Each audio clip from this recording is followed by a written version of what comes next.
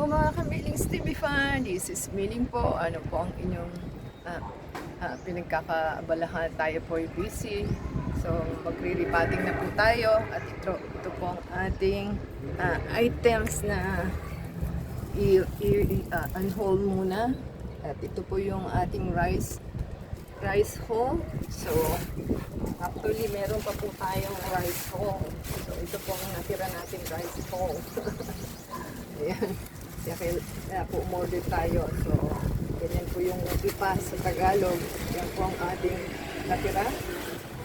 So, try po nating buksan ang ating, ito po ang ating rice hole kasi para po ma-check natin kung okay ba yung ating na-purchase. So, yan. Mahirap pong buksan.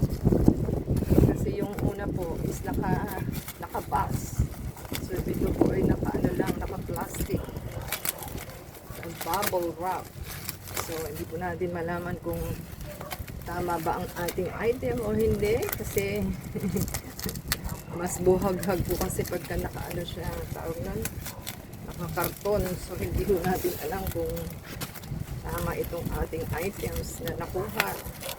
So nag-extend po tayo ng ano pa to? Anong tawag nila doon? Extend ng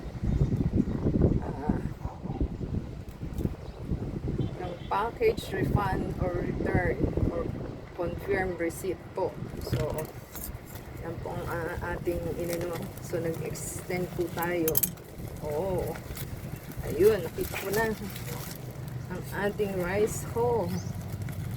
So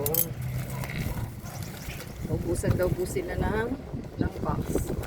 Kaya po naka lang siya, naka plastic. So yan na po ang ating rice hole.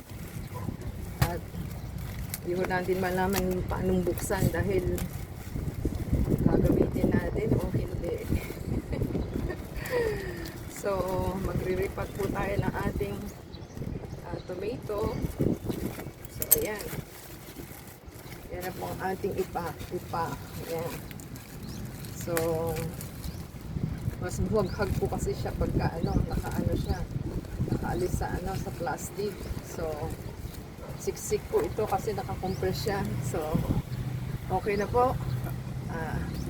Thank you po sa ating seller, sa ating delivery guy na nag-deliver sa atin. So, gagamitin na po natin ito at tayo po yung magre-repotting. So, support us sa Facebook, Twitter, TikTok po, and give us your support sa ating channel.